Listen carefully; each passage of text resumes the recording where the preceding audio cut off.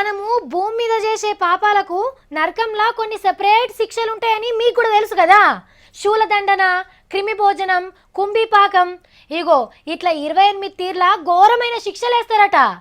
అదే మనతాన మర్డర్లు చేస్తే గా సెక్షన్, దొంగతనం చేస్తే గీ సెక్షన్, మంది పైసలు మించితే వేరే సెక్షన్ ప్రకారం శిక్షలు వేస్తారు కదా.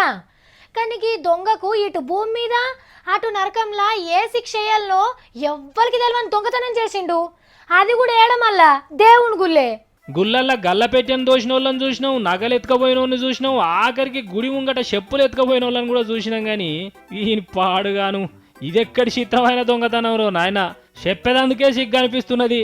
సింహాచలం అప్పన్న గుళ్ళే నెత్తెంటికలు ఎత్తుకపోయిన రోజుల ఇంటుంటే ఉత్తగానే అనిపిస్తున్నది. కానీ ₹1,00,00,000 ఎక్కువనే ఇలువ ఉంటాయట ఎంటికలు. కోరికలు తీరిన భక్తులు మొక్కుల కింద నెత్తెంటికలు ఇచ్చిపోతారు కదా. ఆడోళ్ళై మొగోళ్ళై పోరగాళ్ళై ఏరు వాపి బస్తాల జమాయించి గోదాముల దాచిపెట్టిరట. ఈ ఎంటికల రాసులో చూసి ఎవని కాళ్ళు మండినాయో గాని ఏగిరి వారంగా వచ్చి బత్తాలకు బత్తాలే లేవట్టుకపోయిర్రు. ఇక తువ్వ పంట పడ్డ ఎంటికలు ఏరుకుంటా దొంగ ఎంటిక గాని పట్టుకునే పని మీద ఉన్నారు పోలీసోళ్ళు ఇప్పుడు. కానీ దొంగతనానికి గుళ్ళే ఎంటికలే దొరికినాయా వీనికి? ఈ దొంగతనం చూసినాక భక్తులకు ఒక విజ్ఞప్తి, దేవుని గుళ్ళే నిద్రపోతే పుణ్యం వస్తుందని ఆలోచించే భక్తులు జర పైలంగుండుర్రి. మీరు మీ భక్త నిద్రలో ఉంటే దొంగలచ్చి గుండు గీకి మీ ఎంటికలు ఎత్తుకపోగలరు మరి.